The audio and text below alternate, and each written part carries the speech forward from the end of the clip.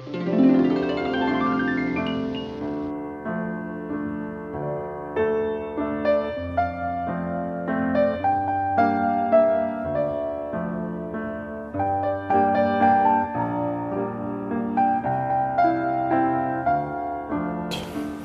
on est toujours dans Lag, Torah Lag, Omed Gimel, avant la fin de Dalet. Donc hier on a parlé de ces yanim-là des Lishonot HaAkum et des Midot Raot et Beimera. Maintenant, hier j'ai vu quelque chose qui peut, un exemple par exemple de ce qu'on a dit hier qui sont des concepts. Des concepts qui sont faux. Vous allez voir comment un concept qui est faux, comment il empêche d'avoir accès à la chose. Par exemple, Rabbeinu dit que quand tu dis le texte du Tikkun Chatzot ou quand tu dis les Teilim, c'est-à-dire c'est sur toi que c'est écrit, d'accord, le Teilim ou le Tikkun Chatzot. Quand tu fais par exemple le Pessah, tu fais la Haggadah de Pessah, c'est écrit dans la Haggadah que Kol Echad Tzarich Lirot et Atzmo Keilu Hu Yatsa Mitzrayim. Chacun doit se voir comme c'est lui qui vient de sortir d'Égypte maintenant. Il vient de sortir d'Égypte. Ça veut dire que quoi? Ça veut dire que maintenant quand tu fais une mitzvah, cette mitzvah elle est actuelle. C'est pas quelque chose qui fait partie du passé. C'est pas une tradition. C'est-à-dire, quand tu lis les Teilim, si tu ne sais pas que les Teilim, ils ont été écrits pour toi, personnellement, pour ta vie comme elle est aujourd'hui, que le texte du Teilim, il inclut toutes les vies de tous les gens, alors si tu ne sais pas ça, l'approche du Teilim, c'est complètement différent. Il y a beaucoup de gens, ils disent les Teilim, ils disent, c'est les psaumes de David, c'est les poésies que David il a écrites. Mais maintenant, si tu ne sais pas cette Nekuda que te dira Beno, que le Teilim, c'est ton histoire à toi, ce n'est pas les psaumes de David. Les Teilim, il les a écrits pour toi. Ce n'est pas pour lui qu'il a écrit. Ce n'est pas son histoire à lui. C'est ton histoire à toi, le Teilim. Maintenant, si tu ne sais pas ça, tu vois bien que quand tu vas dire le Teilim, tu n'as aucune chance de te trouver dans le Teilim, puisque tu ne sais même pas que ça existe. Maintenant, quand tu vas faire le Pessah, c'est quelque chose de commémoratif. C'est commémorer que un jour nos ancêtres ils sont sortis d'Égypte. Mais non, c'est pas un jour, c'est maintenant que tu sors d'Égypte. C'est pas un jour. Mais si tu sais pas ça, si cette façon-là de voir tu la connais pas, si on t'a pas appris ça, tu vois bien que la lumière de Pessah tu peux pas le recevoir, puisque tu sais même pas qu'il y a un de recevoir la lumière de Pessah, puisque maintenant pour toi c'est du passé. Et on dit qu'une fois que Napoléon il a vu à Tisha B'Av, il a vu les Juifs qui faisaient les keynotes de Tisha B'Av, qui se lamentaient sur la destruction du temple. Alors il a demandé qu'est-ce qu'ils font. Alors, il dit il pleure, il dit sur le temple. Alors il dit s'il pleure comme ça, c'est sûr qu'il va être reconstruit. Parce que quand tu vois quelqu'un qui pleure, maintenant en France, il y a des monuments qui ont été détruits pendant la guerre ou des choses que maintenant il n'y a personne qui pleure sur ces monuments-là. Pourquoi ils se pleurent? Parce que ces monuments, ils sont morts. Ils sont morts, même au moment où ils les ont fait, ils sont morts. C'est des trucs morts qui n'ont aucune valeur du tout. Mais maintenant, le Beth Amikdash, c'est la maison d'Hachem. Cette maison d'Hachem, elle est toujours là. C'est-à-dire le manque, il est toujours là. Il est toujours présent. Le fait que le manque, il est présent, ça veut dire qu'elle est vivante. Ça veut dire qu'elle va être reconstruite. Alors, ce n'est pas une approche historique avec mais si tu ne sais pas cette chose-là, si tu crois que quand à Tisha B'Av tu vas à la synagogue, c'est pour commémorer, c'est comme si tu fais, je sais pas, à Toulouse, il y avait le monument aux morts, où tu fais le défilé pour des gens qui sont morts pendant la guerre, ou des choses, etc. Mais tu fais c'est une commémoration, mais une commémoration de mort. Nous, quand on fait de la commémoration, c'est pas de la commémoration de mort. C'est de la commémoration de vivant. C'est pour ça qu'on commémore quelque chose. C'est parce que la chose, elle est vivante. C'est pas pour se rappeler qu'elle est morte. Quand on fait un Yortzeit, voilà, maintenant aujourd'hui on a fait le Yortzeit c'est 24 Nissan, Juliette Batiakov Gaba. On a dit Yortzeit. Maintenant, pourquoi on fait le Yortzeit? Pourquoi on fait la skara de quelqu'un, le Yortzeit? Parce que cette personne-là, elle est vivante. Elle n'est pas vivante dans un corps, mais son âme, elle est vivante. Cette personne, elle est là. Elle n'a pas disparu complètement de l'histoire. Son corps, il a disparu momentanément de l'histoire. Après, il va ressortir à la résurrection des morts. Mais c'est maintenant, quand on mentionne le nom de la personne, le jour où elle est décédée. Pourquoi? Parce que la personne, elle est vivante. On sait qu'elle est vivante. Maintenant, les gens qui pensent que les gens ils sont morts vraiment, alors ils les brûlent, par exemple, ils font incinération, n'importe quoi. Parce que pour eux, ça y est, la personne, elle a disparu. Qu'est-ce qui reste de la personne? Si elle a fait quelque chose dans ce monde, alors voilà, c'est quelque chose qui est resté à la mémoire de la personne. Mais la personne elle-même, elle n'existe plus. Mais ça, c'est pas vrai. Chez nous, c'est pas vrai. La personne, elle existe. Elle est là. Seulement, elle n'a pas de corps pour l'instant. Après, elle va se lever à la résurrection des morts dans un corps. Mais il n'y a pas de... Donc, si quelqu'un a toute cette approche-là, tout ce principe, ça c'est un exemple que je vous donne. C'est tout. Un exemple sur ce qu'on a dit hier. C'est tout. Peut-être tout le cours, il va passer dans ça. Mais est-ce que vous comprenez qu'est-ce que ça veut dire des concepts de la vie? Quand vous avez affaire à des gens qui commémorent la mort, des choses mortes, vous n'arrivez pas à vous commémorer des choses qui sont vivantes. Parce que vous êtes avec des gens que toute la journée ils commémorent. Quand ils commémorent des choses mortes, elles sont vraiment mortes. C'est-à-dire elles n'existent plus. Quand ils viennent, si par exemple l'Arc de Triomphe il se casse en deux ou n'importe quoi, alors les gens ils vont faire ou la Tour Eiffel elle tombe, alors ils vont faire un truc pour commémorer ça. Mais ça, même quand c'était là, c'est quelque chose de mort, de toute façon, ça n'a pas de valeur. Maintenant, disons que ça a une valeur artistique ou n'importe quoi. Ok, ça y est, la truc elle s'est cassée, on n'en parle plus. Nous, c'est pas comme ça, nous on vit pas comme ça. Nous, on vit pas comme ça. Nous tout ce qu'on touche, c'est éternel. Il y a rien chez nous qu'on fait qui n'est pas éternel. C'est pour ça, on avait parlé plusieurs fois qu'il y a une halakha qu'un juif qui fait avodah zara, un juif que Chas Shalom il va faire l'idolâtrie d'un objet, d'une statue par exemple. Alors cette statue, elle devient interdite pour l'éternité. Tandis que maintenant, si c'est un non-juif qui fait avodah zara, cette statue, on peut la récupérer, on peut la fondre et on peut en faire quelque chose et l'utiliser. C'est-à-dire, s'il a une statuette en métal, qu'un non-juif, par exemple, si une église ou autre, elle fait des liquidations de stock ou des trucs, il change des trucs, il les donne à des gens, alors il peut prendre des statuettes, les faire fondre, et en faire des marmites ou des bancs ou des tables, ce qu'il veut, il n'y a pas de problème, il a le droit.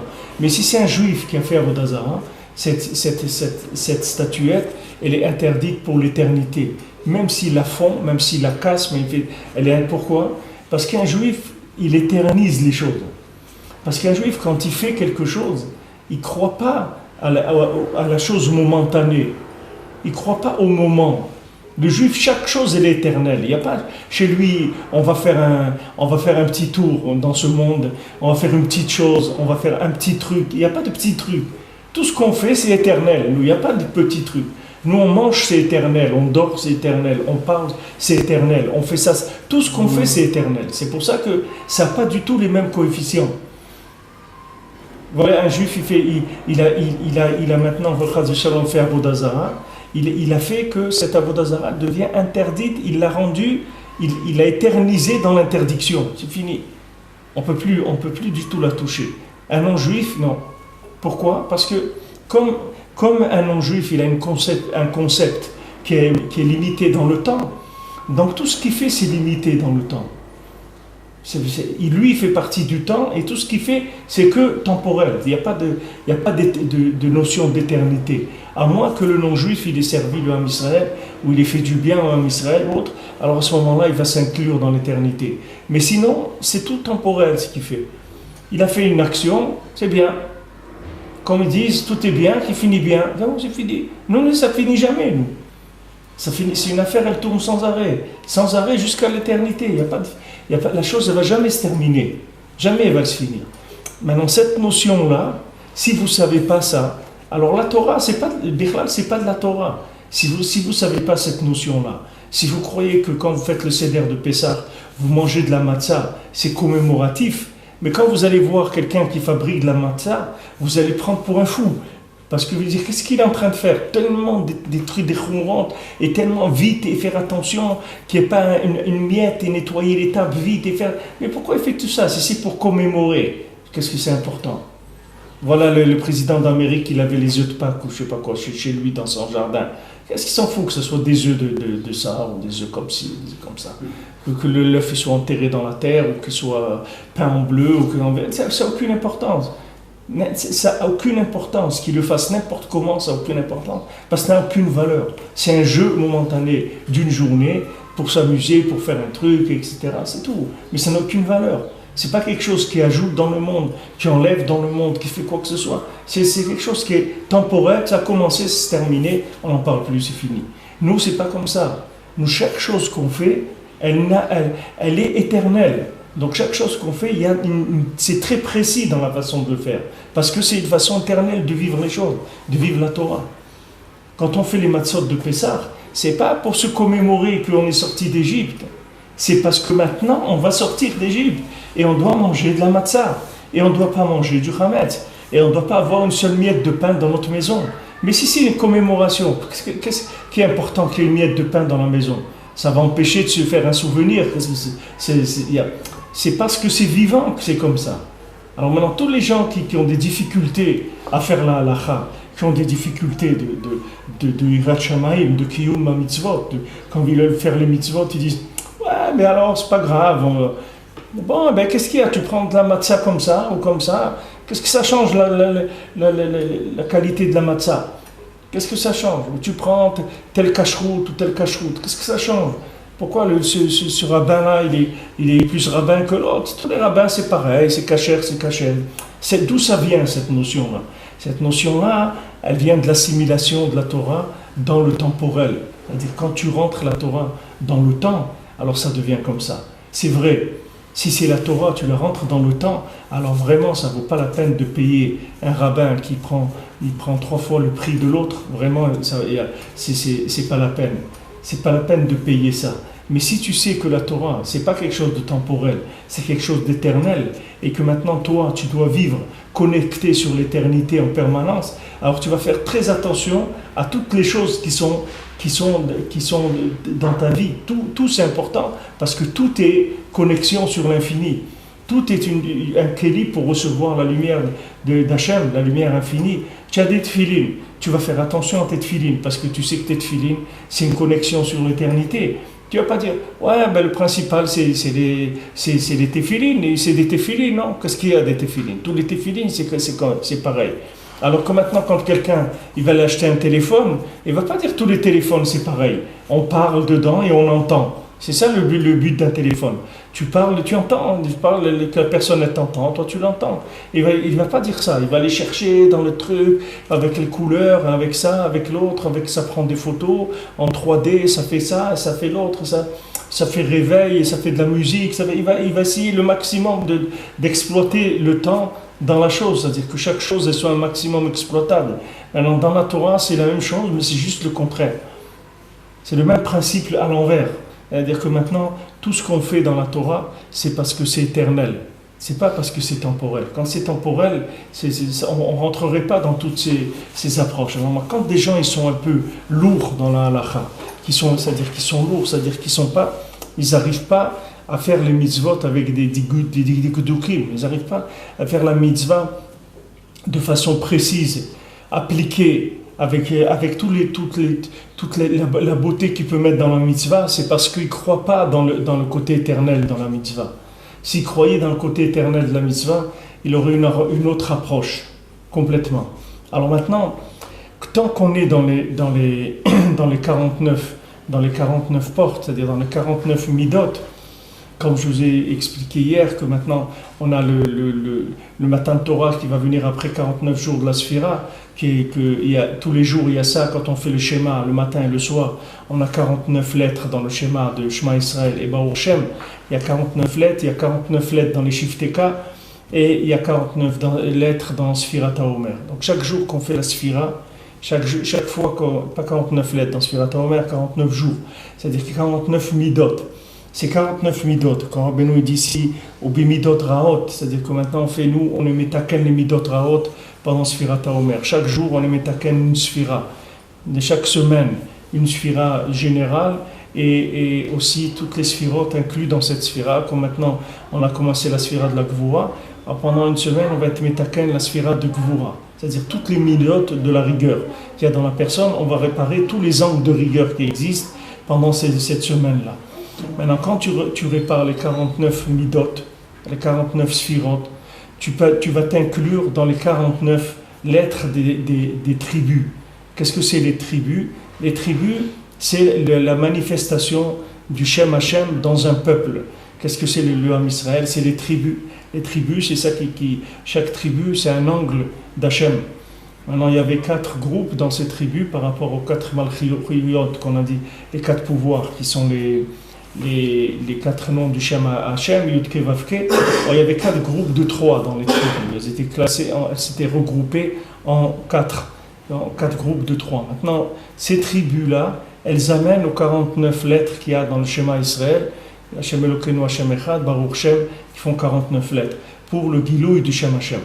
Donc maintenant, quand cet ordre il est respecté, alors le Shem Hashem, il se révèle.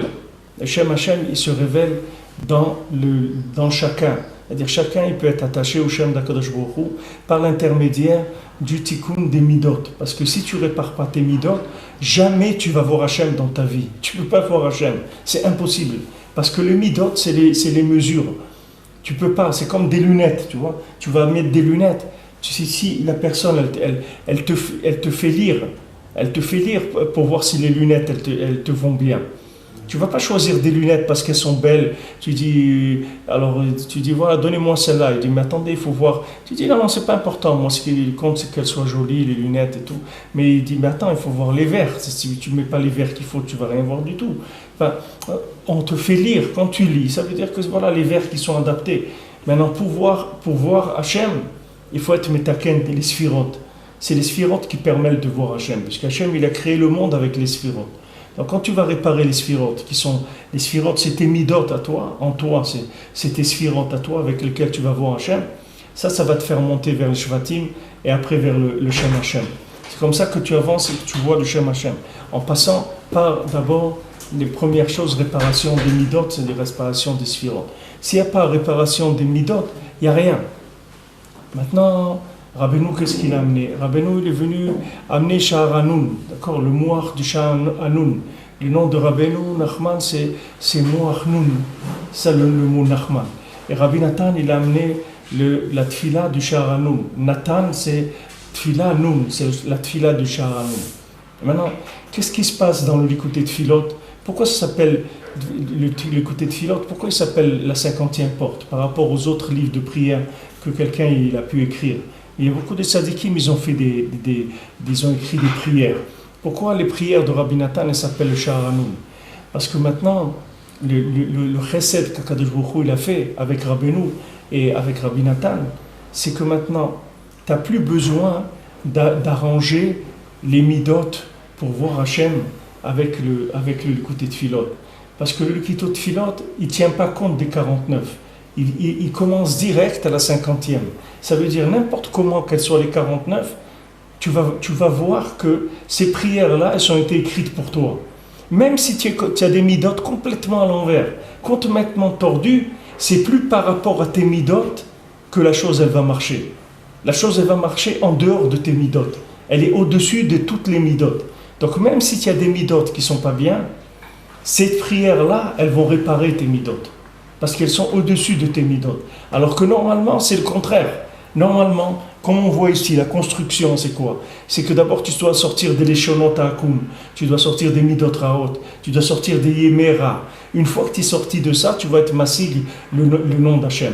D'accord? Tu sors des 49, tu fais 49 jours de la Sphira, tu arranges toutes les Midot. Après que tu as rangé toutes les Midot, tu rentres dans les 49 lettres des noms des Shifteka. Après, tu rentres dans les 49 lettres du schéma de Baruch Shem et tu vois Hachem. Maintenant, Hachem, il a fait chesed.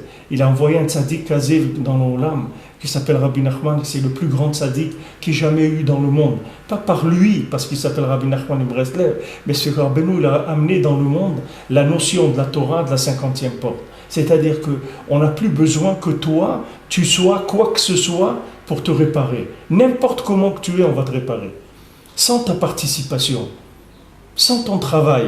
La seule participation qu'on te demande, c'est de rentrer, c'est de croire et de faire ce qu'on te dit de faire, c'est tout.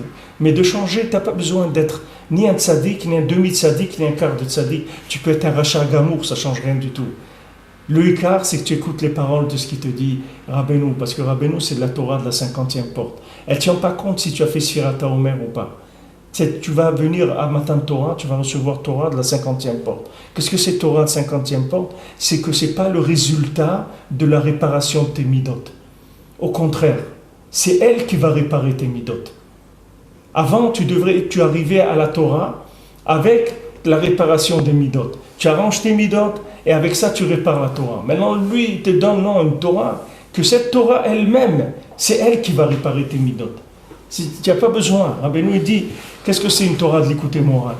Quand tu rentres dans une Torah de l'écouter moral, pourquoi maintenant, chaque shiur, on essaie de rentrer, tout ce que j'essaie d'expliquer, tout, c'est rien que pour rentrer dans la Torah, mais c'est pas pour comprendre la Torah.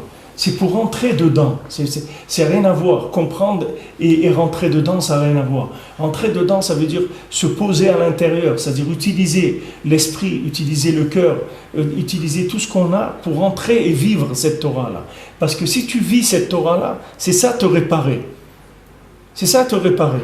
Rabbeinu lui dit, je veux que tu vas avec la Torah, que tu vis avec cette Torah. Tu vas prier avec cette Torah, tu vas vivre avec cette Torah, tu vas essayer d'écouter dans le monde comment le monde y parle de cette Torah-là que tu es en train d'étudier, de vivre maintenant. Ça répare toutes les midotes. Même si quelqu'un il est complètement détruit, c'est pour ça que Rabbeinu a dit, le désespoir n'existe pas.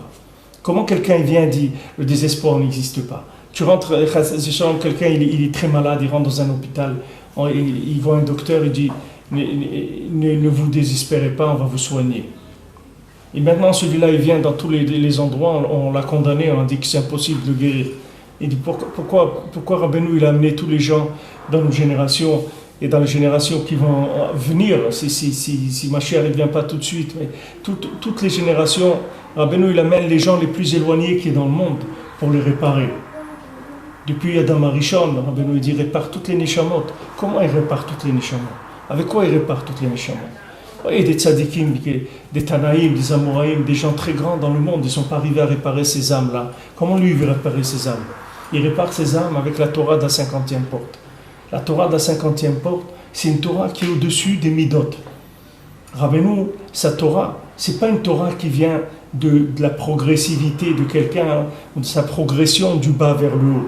C'est une Torah, Rabbeinu il demandait à ses élèves, trouvez-moi un pasouk, je vais vous dire quelque chose, trouvez-moi un pasouk dans la Torah pour poser cette chose-là, pour que je puisse, cette notion-là, que je puisse l'appuyer sur un pasouk. Mais Rabbeinu il a amené une Torah d'un endroit très très élevé au-dessus de la Torah elle-même, comme on l'a aujourd'hui. Et après, il faisait descendre son enseignement dans des mots et dans des notions qui sont la Torah. Quand on étudie le côté moral, ce n'est pas une Torah qui a été cherchée par quelqu'un qui a réfléchi en bas. C'est quelqu'un qui s'est déplacé en haut et qui a été dans les endroits les plus hauts où un homme peut aller. De là-bas, il a amené des Torotes. Ces Torotes-là, après, il les a fait descendre et les a mis dans les mots de la Torah. Maintenant, elles sont habillées dans les mots de la Torah, mais il ne faut pas croire que c'est une Torah qui a été la recherche de bas en haut. C'est pour ça que ce n'est pas du tout le même principe que l'étude de la Torah classique. L'étude de la Torah classique, c'est une réparation de midot. C'est-à-dire que maintenant, tu vas comprendre, Hachem, combien tu répares tes midot. Quand quelqu'un est en train d'étudier, il ne comprend pas. Alors qu'est-ce qu'il fait? Il fait tchouva. Il s'arrange. Il demande pardon à Hachem. Il donne la tzedaka. Il fait quelque chose.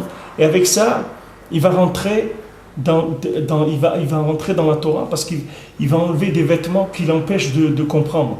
Pourquoi quelqu'un ne comprend pas? Parce qu'il a comme on dit, quelqu'un il dit mais tu as la tête bouchée, tu ne comprends pas, tu as l'esprit bouché. Pourquoi il a l'esprit bouché? Parce que si quelqu'un il a fait des avérotes, ou il s'est conduit mal, ou il s'est énervé, ou il a dit du mensonge, ou il n'a pas donné son maaser, ou n'importe quoi qu'il fait, tout ça, ça lui bouche le cœur, il ne peut pas comprendre la Torah. Alors il vient étudier une Gemara, un Tosfot et tout, il n'arrive pas à comprendre. Alors il va, il fait tchouva, il s'arrange, etc. Et après il vient, il va comprendre le Tosfot. Mais la Torah de Rabbeinu, elle ne marche pas comme ça. La Torah de Rabbeinu, elle commence après toutes les réparations des midot. C'est-à-dire que même si tu répares tes midot, tu ne les répares pas, ça ne va rien changer dans la Torah de Rabbeinu, comment elle est. C'est-à-dire qu'elle va venir et te réparer à n'importe quel niveau où tu te trouves. La seule chose qu'on te demande, c'est la émouna et d'écouter ce que le Rebbe te dit de faire, c'est tout.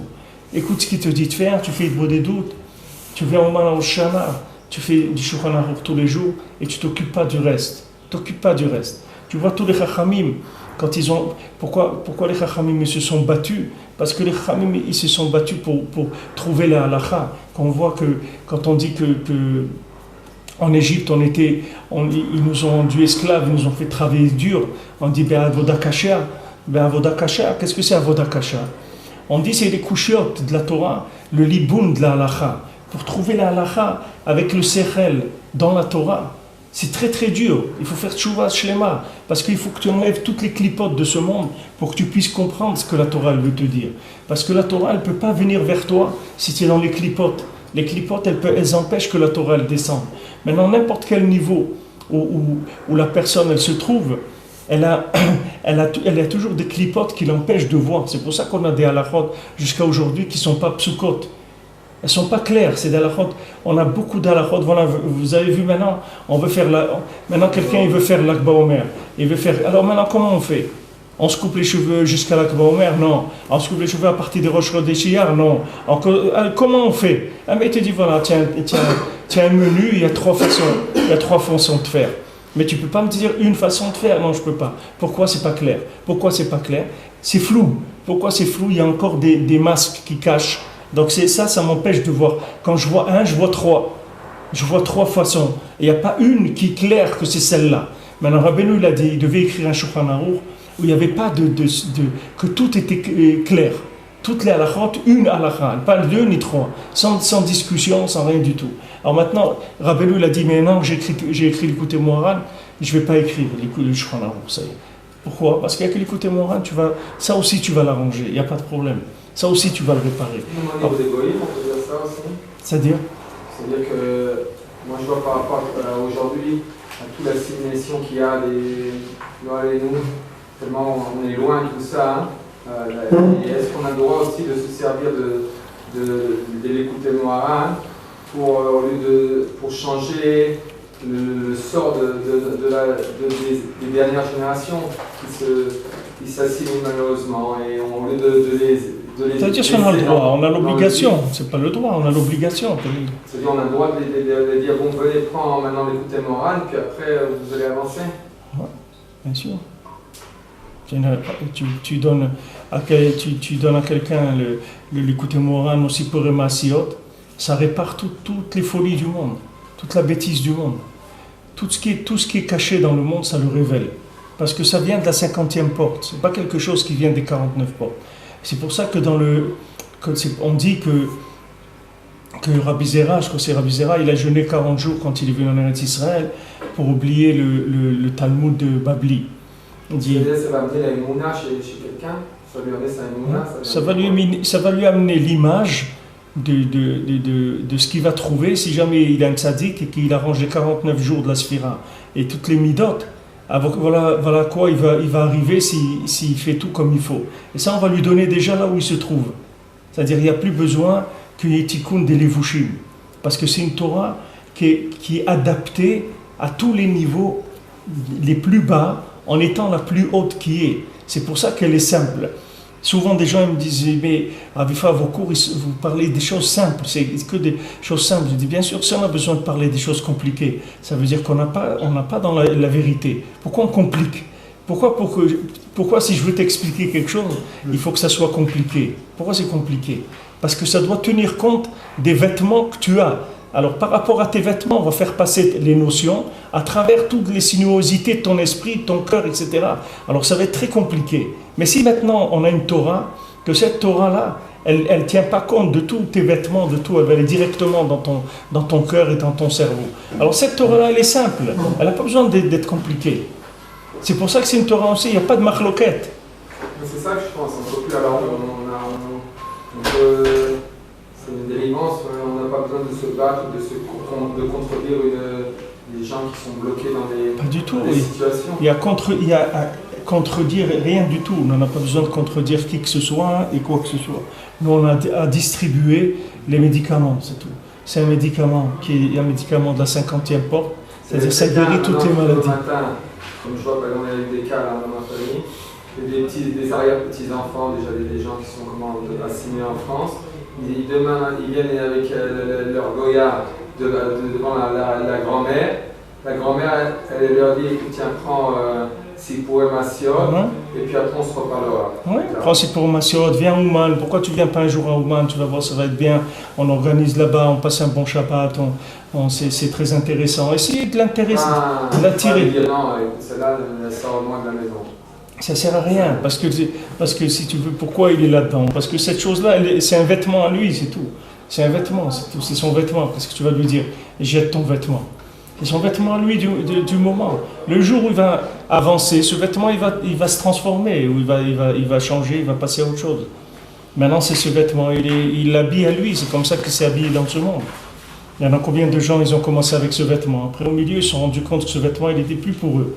Alors, ils ont changé de vie. Il y a beaucoup de gens qui viennent à Ouman, qui sont assimilés, et qui ne changent pas quand même. Nous, on ne fait pas les vérifications des résultats. Nous, on est ma'amine que c'est comme ça. Même si on voit que c'est pas comme ça, c'est pas ce qu'on voit. C'est pas ce qu'on voit qui est important. Ce qui est important, c'est que quand vous avez quelqu'un qui vous promet quelque chose comme Rabbi Nachman, c'est plus important que ce que vous voyez. Vous voyez, c'est pas important. Moi, je vous l'ai dit plusieurs fois, le Khatam Sofer, il dit que Trefa et Nachaya, quand vous voyez une BMA Trefa, pourquoi les Trefa, vous ne pouvez pas faire la Shrita et tout? Parce qu'elle est considérée comme morte. Pourquoi? Parce qu'elle ne va pas vivre un an. Une BMA qui a un clou, par exemple, un animal qui a un clou dans le foie, elle ne va pas vivre un an. Donc elle est considérée déjà comme morte. C'est pour ça qu'on ne peut pas lui faire la shrita et la manger.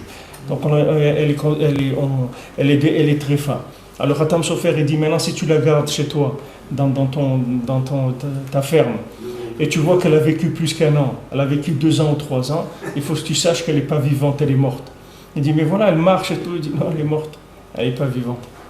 Il y a dans la halakha, c'est une notion que je vous ai expliqué plusieurs fois, il y a ce qui est din et il y a ce qui est dans la halakha, din et metsiout.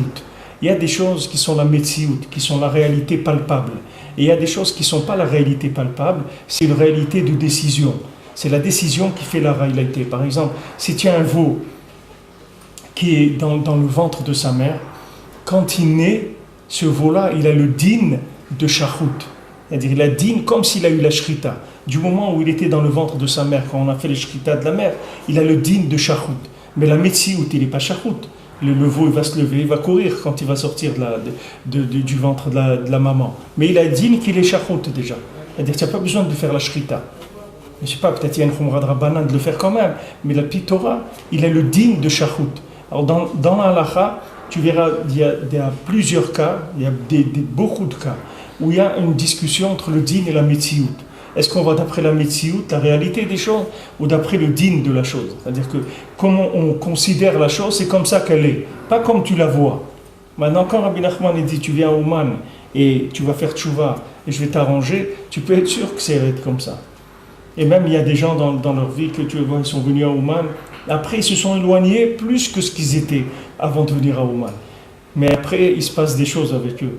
Que ça prend du temps, mais tu vas voir que sauf dans ce monde-là, tu vas voir les résultats que cette personne, sa vie, elle va changer. Parce que du moment où le tzaddik il le prend en main, c'est fini, la personne elle va avoir un tikkun. Il y a pas de, elle va pas se sauver. Parce que cette connexion-là de la 50e porte, c'est quelque chose qui enlève le libre arbitre. La personne, elle n'a plus le libre arbitre. Pas parce que maintenant, elle n'a plus le libre arbitre, parce que maintenant elle s'est mise dans une situation, dans un niveau, que ce niveau-là, il est au-dessus de tout ce qu'elle peut choisir.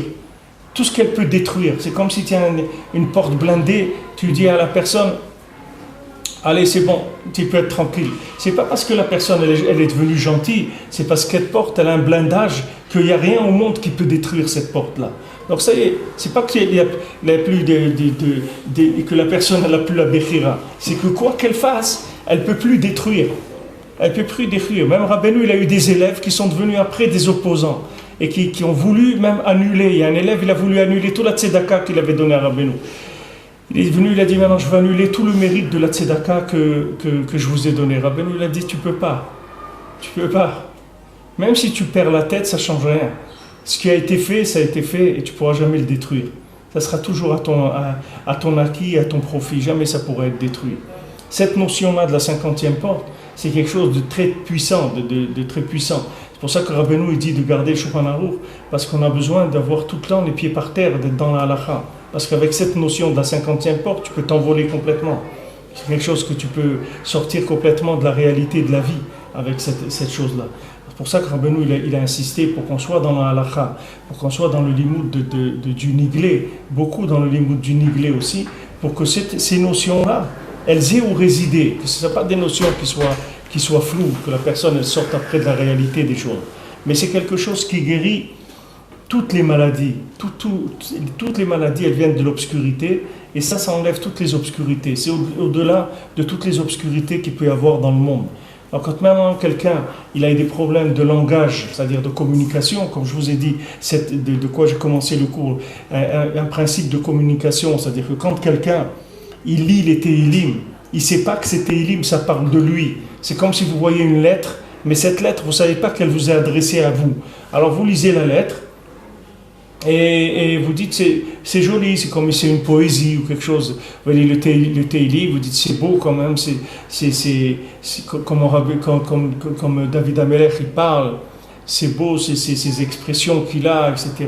Alléluia, comment c'est beau, etc. Mais dis, attends mon ami, c'est pas c'est beau, c'est en train de te parler de ta vie pour essayer de te faire sortir du pétrin dans lequel tu es. C'est pour ça qu'il a écrit le Tehillim. Le Tehillim, c'est à toi. Le Tehillim, c'est pas l'histoire de David Amelech, c'est pas la poésie de David Amelech. Le Tehillim, c'est quelque chose qui inclut toutes les midot du Ham Israël. Donc dans toutes les midot du Ham Israël, tu vas te trouver dans le Tehillim. Quand tu vas dire le Tikkun Chatzot, tu vas te trouver dans les mots de Tikkun Chatzot.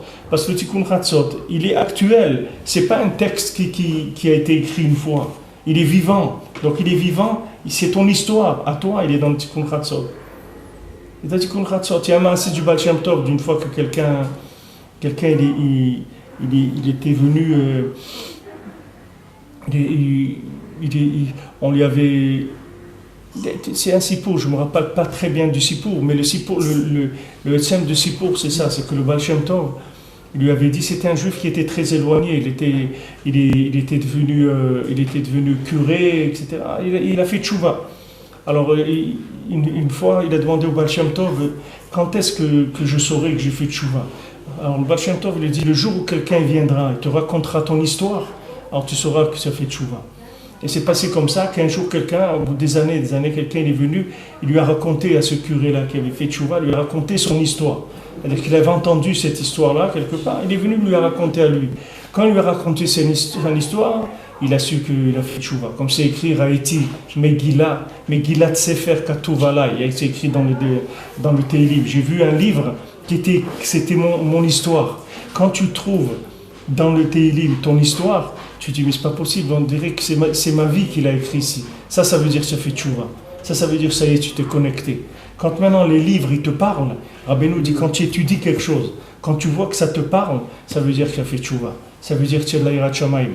Parce que le livre, maintenant, il te parle à toi. Mais maintenant, ce livre-là, il parle à tout le monde.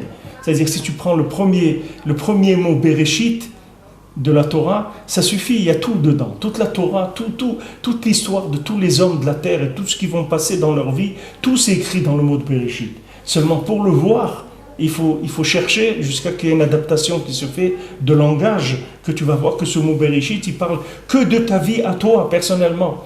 Pas la vie de l'autre, la tienne. Et l'autre, lui aussi, va voir ça. Et ça se passe dans les livres de Breslev. Les livres de Breslev, tout le monde te dira ça. Pourquoi les gens ils sont venus à Breslev, ils sont rentrés dans les Sfarim de Breslev? Parce qu'ils ont vu que ça parle d'eux. Pourquoi quelqu'un il fait l'écouter de Philot? Parce qu'ils disent, pas possible. Pas possible, du côté de Philote, il parle de moi. C'est pas possible. C'est trop précis pour parler de quelqu'un d'autre. C'est ma vie tellement précise, c'est pas possible. C'est pas possible que quelqu'un il est. Pourquoi? Parce que c'est de la prière de la 50e porte. C'est inclus toutes les midotes du monde.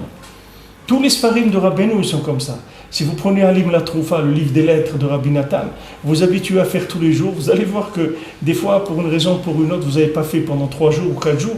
Quand vous le reprenez, vous avez que lui vous suit. Il se met un jour tout seul. Vous avez dans les ordinateurs, quand vous avez quelque chose, vous pouvez cliquer mise à jour automatique. C'est-à-dire, il ne vous demande pas dans les téléphones et tout. Il ne vous demande pas à chaque fois, voilà, il y a une nouvelle mise à jour, elle est disponible, est-ce que vous voulez la mettre? Ça se fait en roulant, tu ne te rends pas compte. Tu fais mise à jour automatique. Tu vois dans les sfarim de Rabbeinu que comme tu bouges, ça s'adapte. C'est toujours adapté. C'est-à-dire, maintenant, il va te parler d'aujourd'hui. Pourtant, tu as décalé ton étude. Tu croyais maintenant que maintenant, il te suit. Mais il te suit avec un ordre. C'est-à-dire, toi, tu dois suivre un ordre. Tu t'es dit, je fais une page par jour. OK. Alors, une page par jour, voilà, c'est ton rythme. On va te suivre. Maintenant, tu vois que c'est la 50e porte parce que ça s'adapte à n'importe quelle situation. Un jour, tu as voulu faire plus, par exemple. Tu as fait 3 ou 4 pages. Normalement, tu fais une page. Tu as fait 4 pages. Ben, le lendemain, tu vas retomber sur tes pieds. Parce que ça va être tout le temps adapté au temps. Ça ne va jamais se décaler. Ça, c'est la 50e porte. C'est-à-dire que ça inclut les 49 portes. Et donc, quand tu trouves ça, alors vraiment, un shumiyush ba'olam klal. À ce moment-là, mitzvah gdola liot besimchat tamid. Tu dois être content. Tu sais que l'iyush, il n'existe pas. Parce que tu sais que toutes les formes du monde, tout le temps du monde, toutes les situations, elles sont réparables. Pourquoi avec la 50e porte? Tout se répare. Rabbeinu, il répare tout. Rabbeinu, il répare. Je veux dire, Rabbeinu répare un juif, il répare un goy, il répare un animal, il répare un mamzer, il répare n'importe quoi. Tout ce qui est dans le monde, Rabbeinu, il le répare. Toute forme cassée qui existe dans le monde, il peut la réparer. Rabbeinu, il n'y a pas de problème. Parce que c'est une notion, la 50e porte, qui est au-dessus de toutes les 49. N'importe quelle mida que vous prendrez, comme elle a été abîmée, la 50e, ça répare cette mida. Pour ça, on va bémouna, on ne va pas béséchel. Il ne faut pas les béséchel. Quelqu'un vous lui donner, voilà, prends si pour un fais l'écouter de filote, fais comme ça, fais un tikkun klali, fais ça. C'est tout, toi, tu ne t'occupes pas. Tu vas voir que ces sortes-là, ça répare tout le monde. Et si maintenant tu vois que pour l'instant, ça ne se débloque pas chez lui, tu verras qu'il viendra le moment où ça va se débloquer. Et même si ça ne se débloque pas jusqu'à la fin, de l'autre côté, tu verras combien ça s'est débloqué. Comme je vous ai dit, une fois, quelqu'un, un Baal Tshuva Breslev, il avait dit à son père, ici à Yerushalayim, il habitait au Bukharim, il a dit à son père de faire le Tikkun HaKlali. Il a dit, voilà, Rabbi Nachman a dit de faire ça, c'est bien. Alors le père, il a fait le Tikkun HaKlali. Alors quand il est mort, le père, il est venu en rêve à son fils. Il lui a dit, tu sais, ces Tikkun HaKlali que j'ai fait là, tu ne peux pas savoir comment ça m'a sauvé devant le Bet Din Shelma là. Quand je suis arrivé dans le tribunal en haut, tu ne peux pas savoir que ça m'a aidé, ces Tikkun HaKlali. Il y a des gens que de leur vie, ils ne vont rien voir du tout. Rabbeinu dit, Bashemesh Vetaer, il y a des gens que tant qu'ils sont vivants, ils ne verront pas qu'ils ont été purifiés. Des gens, toute leur vie, ils vont souffrir dans des mauvaises midotes et tout ce qu'ils ont réussi, ce n'est pas une réussite qu'ils vont vivre dans ce monde. Ils vont la vivre après. Il y a des gens, Baruch Hashem, la plupart des gens, la réussite, ils l'ont dans ce monde déjà. Mais il y a des gens que c'est après. Mais il n'y a pas de... Ça ne change rien dans ce que le tzaddik dit. Parce que Rabbeinu l'a dit, Gamar tive gmor, nitzar tive natsear, j'ai fini, je vais terminer, j'ai gagné, je vais gagner. C'est-à-dire qu'il n'y a pas... Ça va se terminer comme lui, il a décidé que ça va se terminer. Parce que c'est la 50e porte. Ce n'est pas quelque chose que vous pouvez changer quoi que ce soit. Il n'y a personne qui pourra lutter contre ça ou changer quoi que ce soit à ça. Parce que ça inclut tout le monde, avec tout ce qu'il va y avoir dans le monde et tout ce qu'il y a eu. Rabbeinu dit chacun de ces enseignements, ça inclut tout ce qu'il y a eu, tout ce qu'il y a, tout ce qu'il y aura, même après la résurrection des morts. Tout, chaque enseignement de l'écouté moral. Et quand on rentre, Baruch Hashem, un petit peu, on touche à notre niveau, que ce n'est pas le milliardième du milliardième de ce qu'il y a dedans. Un petit peu, on gratte un tout petit peu, on essaie un tout petit peu de... Vous voyez déjà... Ceux qui sont dans l'étude, des gens qui ne savent pas étudier, bon, ils voient que c'est beau, etc. Mais il y a des gens qui se sont cassés la tête dans la Torah, qui ont étudié de la Torah, et ils savent qu'est-ce que c'est la Torah. Et ils voient que cette Torah-là, ce n'est pas une Torah normale, ce n'est pas une Torah qui vient des éléments qu'on a l'habitude de voir. C'est des notions qui dépassent toutes les notions qu'il y a dans le monde. Maintenant, tout ça, on est parti du point que je voulais vous dire comment on se trompe, comment quelqu'un peut se tromper, c'est avec Une notion, comment ça peut mettre une personne complètement à côté. Quand quelqu'un croit que le Tehillim, ou la prière, ou la mitzvah, c'est une commémoration d'un événement qui a eu un jour, si c'est pas qu'il n'y a pas de commémoration, que la sortie d'Égypte, elle s'est faite ce Pessah-là, on est sorti d'Égypte, si quelqu'un ne croit pas ça, alors ça y est, il est passé à côté de tout le lien de Pessah et de la Tfila et du Tehillim et de tout. Puisqu'il croit que le Tehillim, c'est une poésie qu'il a écrit une fois, un grand poète qui s'appelait David Ameller. C'est comme ça qu'il présente les gens. Venez au tombeau de David Ameller, écoutez les guides, qu'est-ce qu'ils racontent aux gens. Et vous allez voir qu'est-ce qu'ils leur racontent. Ces pauvres gens qui viennent, ces pauvres touristes qui viennent, qu'est-ce qu'ils leur racontent. Il y avait un poète, c'était un des plus grands poètes qu'il y a eu dans l'histoire juive, et il a écrit des psaumes, et regardez ces religieux, ils viennent en son honneur dire ces poésies qu'il a dit, etc. Mais tout ça, c'est du mensonge, c'est pas vrai. David Ameller, c'était pas un poète. David Ameller, c'était un tzaddik de la 50e porte, il a fait descendre les Tehillim. Les Tehillim, ils incluent la vie de chacun. Et chacun, il peut se trouver dans le Tehillim. En lisant le Tehillim, chacun il peut se trouver. Maintenant, dans le Likutei Tfilot, c'est pas quelqu'un il peut se trouver, c'est quelqu'un il va se trouver, c'est automatique. Quelqu'un il ouvre le Likutei Tfilot, tout de suite il va voir que ça parle de lui. Parce que c'est la 50e porte, c'est-à-dire ça parle de tout ce qui, ça inclut tout ce qu'il y a dans le monde. Maintenant, ça c'est je l'ai dit, un exemple de l'évouche qui peut être tordue dans la tête de quelqu'un. Une chose. Alors imaginez-vous les milliers de notions qui sont fausses dans notre tête. Dans toutes les approches, de la prière, de la Torah, des vêtements, du manger, de la vue, de la parole, de l'éducation, de l'ouïe, de la musique, de la littérature, de tout ce que vous voulez. Prenez toutes ces notions-là et imaginez-vous qu'elles sont fausses de la manière dont on vous les a transmises, et c'est pour ça que vous n'en sortez pas, c'est tout. Pour ça qu'on n'avance pas dans notre vie, parce qu'on travaille avec des notions qui sont fausses. Si vous dites à quelqu'un, si quelqu'un ne sait pas que le Tehillim, ça parle de lui, il ne peut pas faire les Tehillim tous les jours. Comment il va faire les Tehillim tous les jours? Il ne peut pas. C'est uniquement quand il sait que le Tehillim, ça parle de lui. Ah, il va voir, Baruch Hashem, j'ai vu aujourd'hui, Baruch Hashem, comment David Ameller, il a écrit, voilà, je fais partie des psaumes, je suis dans les psaumes, ma vie elle est dans les psaumes. À ce moment-là, il va faire les Tehillim. Alors, si vous voyez ça dans toutes les autres choses, dans la nourriture, dans tout, dans la parnassa, quelqu'un il voit la parnassa comme c'est fait, comme c'est difficile dans le monde. Pourquoi c'est difficile? Parce que les notions, l'approche de la notion de la parnassa dans le monde, c'est quelque chose qui est faux. Comme c'est faux, et que nous on a vécu là-dedans. Donc on ne sait pas comment approcher ces choses-là. On ne sait pas. Ou on sait, et ce qu'on sait c'est faux. Alors on a une approche qui est pas valable de la chose. Alors la nourriture c'est la même chose.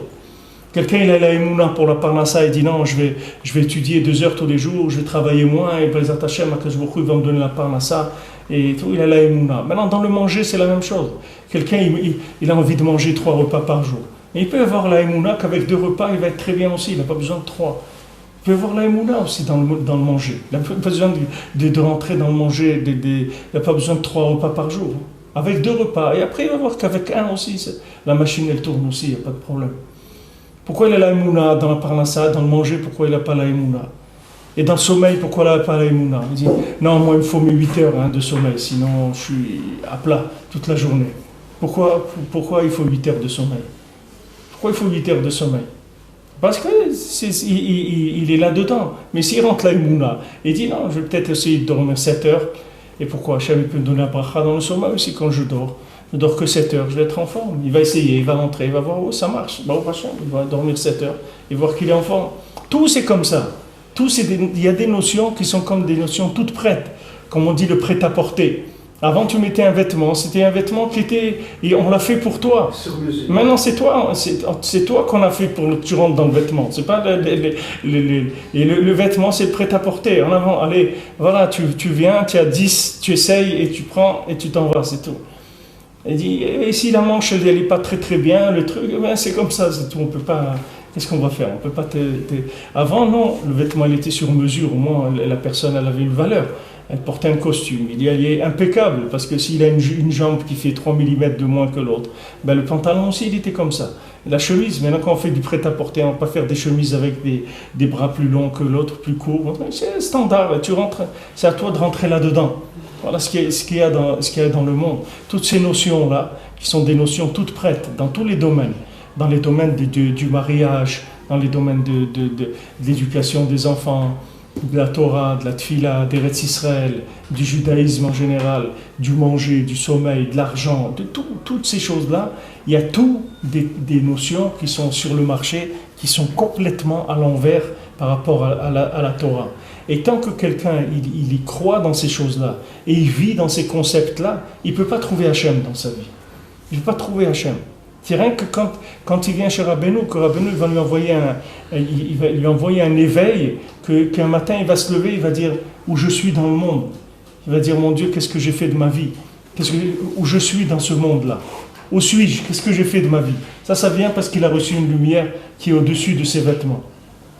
Alors on va avancer un petit peu dans le texte. Donc maintenant, quand quelqu'un il fait osé des varos, quand quelqu'un maintenant il arrange les vêtements, il va entendre la voix d'Hachem. Et à ce moment-là, il va entendre des voix qui viennent d'en haut. Vous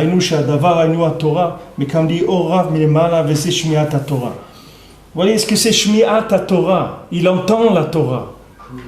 Là, il entend la Torah. Je dis à quelqu'un, mais est-ce que tu entends ce que je suis en train de te dire? Est-ce que tu entends la Torah? Est-ce que tu entends, Rabbeinu, le jour de Shavuot, le matin, quand il est sorti du mikvé, il était avec quelqu'un, il lui a dit, tu entends? Et l'autre, il dit, quoi? Qu'est-ce que tu entends? J'entends rien. Il dit, tu entends pas? Rabbeinu dit, mais comment on peut ne pas entendre? Rabbeinu, il entendait les voix de Matan Torah. Il entendait des bruits très très forts. C'était Matan Torah. Et l'autre, il est à côté, il n'entend rien du tout. Comment c'est possible? Comment c'est possible parce que comme la personne elle a les vouchim, elle a des vêtements qui font en sorte qu'il n'entend pas. Mais quand quelqu'un il va commencer à entendre, il va voir que de partout la Torah elle parle. Que maintenant il va voir un journal, il va voir que la Torah elle lui parle dans le journal, que l'article du journal elle a été écrit pour lui. Quelqu'un il se trouve dans un cinéma, il a été dans un cinéma, il ne devrait pas aller, mais il a été dans le cinéma. Et il va voir que le film ils l'ont fait pour lui.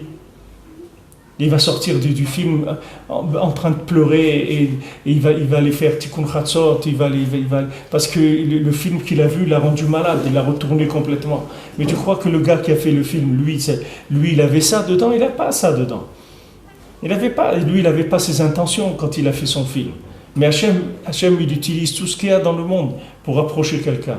Le hikar, c'est que toi, tu te prépares avec les vêtements, c'est-à-dire les notions de communication, que tu rééduques ta communication, que tu saches communiquer avec Hachem. À ce moment-là, tu vas voir que tout va te parler d'Hachem. Bechalo, kulo merkavod. Que dans le echal d'Hachem, quand tu rentres dans le palais d'Hachem, tout ça parle que du kavod d'Hachem. Si maintenant tu rentres dans le palais d'Hachem, tu fais l'effort de dépasser les mauvaises midot, tu m'attaques les midot, Beikar avec la Hidboedou, tu m'attaques les midot, à ce moment-là tu vas rentrer dans un dialogue avec Hachem permanent. C'est-à-dire que tout va te parler. Tout va ça va être des appels à la tchouva, comme on dit Bechol Yom, Batkol, comme on dit la Mishnah, Bechol Yom, il y a une Batkol. Qui sort et qui dit alors qui disent allez venez faites tchouva, venez, pourquoi vous faites pas tchouva? Tous les jours il y a cette bat-kol qui sort. Et maintenant pourquoi tous les gens ils n'entendent pas cette bat-kol? La plupart des gens ils n'entendent pas parce que ça veut dire que là où ils sont branchés ils peuvent pas entendre ça. Ils peuvent pas entendre parce que pour entendre ça il faut être connecté sur quelque chose. Comme je vous ai donné l'exemple de la musique. Pourquoi une musique, elle va parler à quelqu'un? Elle ne va pas parler à quelqu'un d'autre. Et quelqu'un, il va trouver un plaisir extraordinaire dans cette musique. Et l'autre, ça va lui casser les oreilles d'écouter ça. Parce qu'ils n'ont pas la communication, la même méthode de communication. Ils n'ont pas l'éducation sensible qui est la même.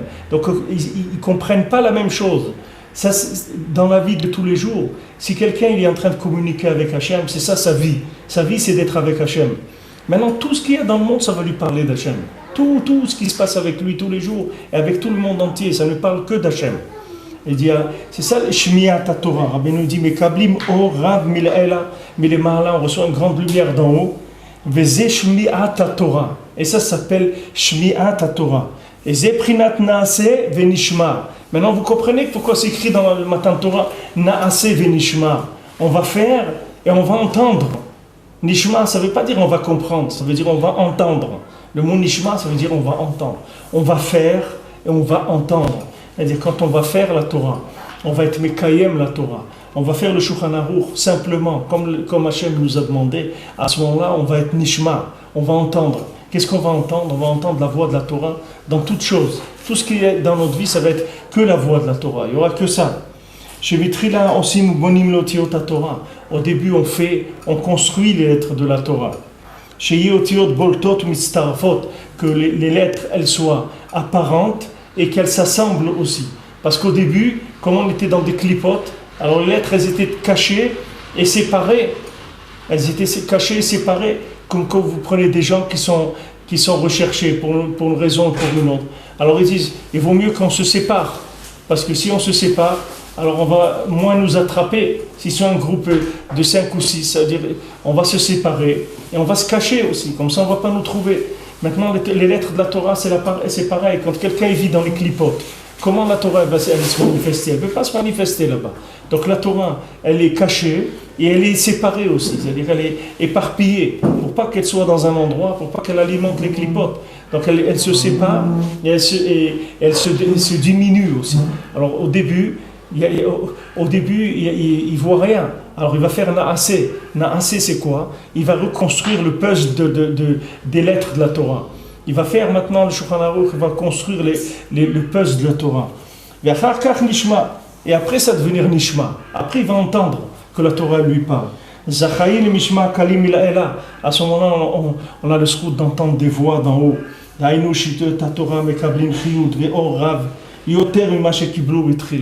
Alors à ce moment-là, les lettres de la Torah elles vont recevoir une grande lumière, plus grande que ce qu'elles ont reçu au début. Quand elles étaient habillées dans la communication, dans le façonnement des goïms et dans les jours mauvais. Comme ils disent la mode en français, la mode c'est comme un mode, c'est-à-dire c'est un mode, c'est une façon de voir. Mais en anglais ils disent quoi? Fashion, la mode c'est fashion, c'est une façon c'est une façon de voir les choses. Maintenant, tant que tu es dans le fashion, quand tu dis à quelqu'un ne fais pas des façons, des façons, c'est-à-dire quand tu es façonné avec ça, alors sache que tu vois rien, parce qu'ils t'ont façonné, ils t'ont formaté le cerveau, les yeux, les oreilles, le cœur, tout.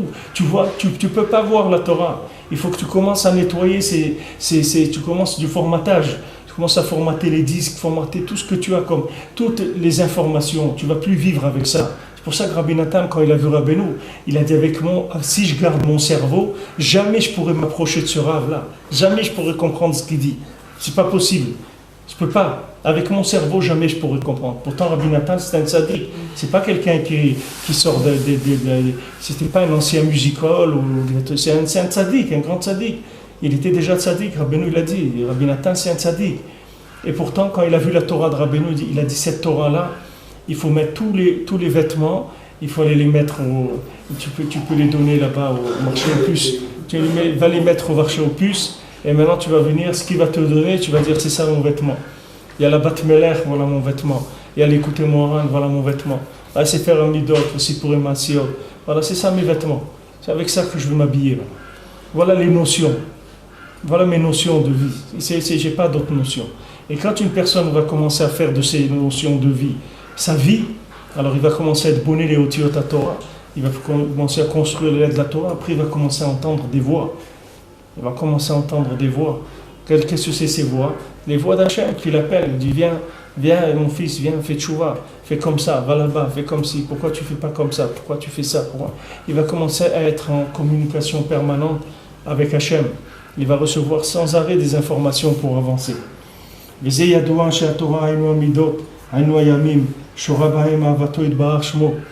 Maintenant, on est arrivé dans Dalet, dans la Torah Lamed Gimel. C'est connu que la Torah, c'est-à-dire qu'ils sont des midot, c'est-à-dire des jours. Dans ces jours, dans ces mesures, il y a l'amour d'Hachem. Il se trouve dans ces jours-là, dans ces mesures. Donc quand on dit Torah, Rabbeinu dit Hainu midot. Que la Torah, c'est des midot. La Torah, c'est des mesures. Donc dans ces mesures-là, il y a l'amour d'Hachem. Comme c'est écrit dans le Zohar Kadosh, Yoma Mitzaveh Hashem Chazdo, que le jour, Hachem, il leur donne sa bonté. Shachesed anu ahava, Hachem, il donne sa bonté, c'est-à-dire sa miséricorde, son amour, comme je katuv, ahavat olam ahavtich, un amour éternel, je t'ai aimé. Akash Baruch Hu, il dit, je t'aime pour l'éternité. Akash Baruch Hu, il aime l'homme Israël pour l'éternité. C'est un amour éternel. C'est pas un amour qui dépend du comportement de la personne. C'est un amour éternel. Hachem, il aime chacun de façon éternelle. Alken meshartir chesed. C'est pour ça que je tirais vers le chesed. Akash Baruch Hu, il dit, Hu yoma de azel kuleu yomin haynu amidot. C'est un jour qui va avec tous les jours. Ça, tous les jours, c'est-à-dire avec les midot. C'est un jour qui va aller avec tous les jours. C'est-à-dire que maintenant, tous les jours, ils ont la forme du jour. D'accord ? Chaque jour, il a sa forme.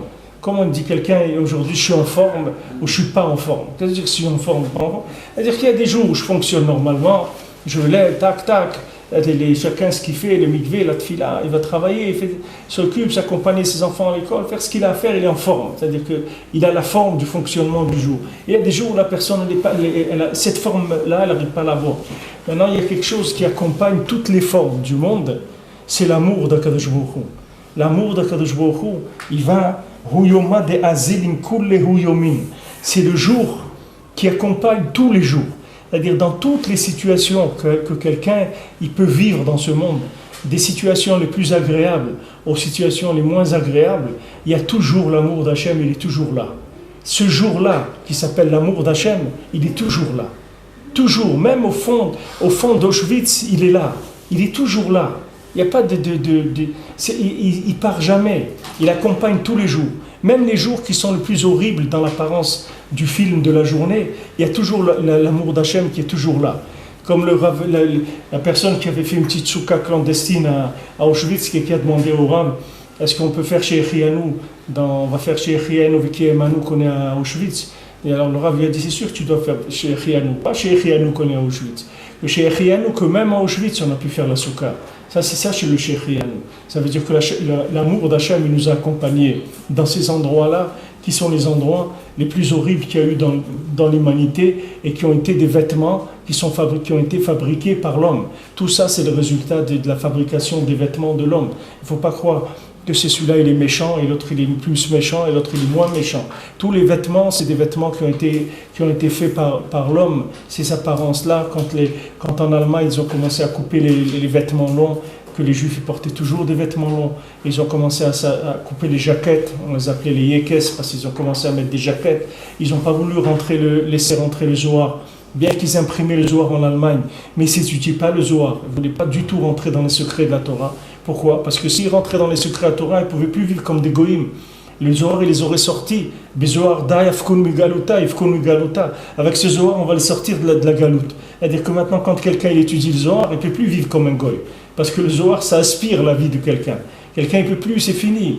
Quelqu'un qui étudie le Zohar, tu ne vas plus l'embarquer lui faire croire dans le trotsky, l'hellénisme ou dans n'importe quoi. C'est fini tout ça. Il ne peut plus croire là-dedans. Ça n'existe plus pour lui. C'est des vêtements, il les a mis à la poubelle. Ça n'existe plus. Alors quand ils ont commencé dans ces pays-là, ils ont commencé à faire la scala, ils ont commencé les trucs les plus durs qu'il y a eu dans l'histoire du Ham Israël, c'est eux qui ont fabriqué ces jours-là aussi horribles. C'est pas Hachem, jamais. Pourquoi Hachem il veut ça pour l'Ham Israël?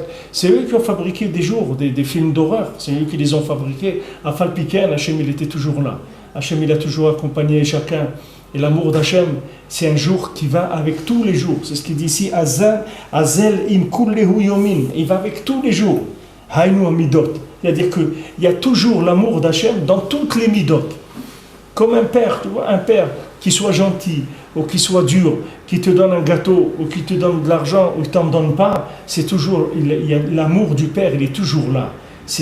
Il accompagne tout. C'est-à-dire, ne crois pas que maintenant, si ton père un jour, il ne veut pas te donner, il ne veut pas t'acheter un vélo, il ne veut pas t'acheter une maison, ne crois pas qu'il ne t'aime pas.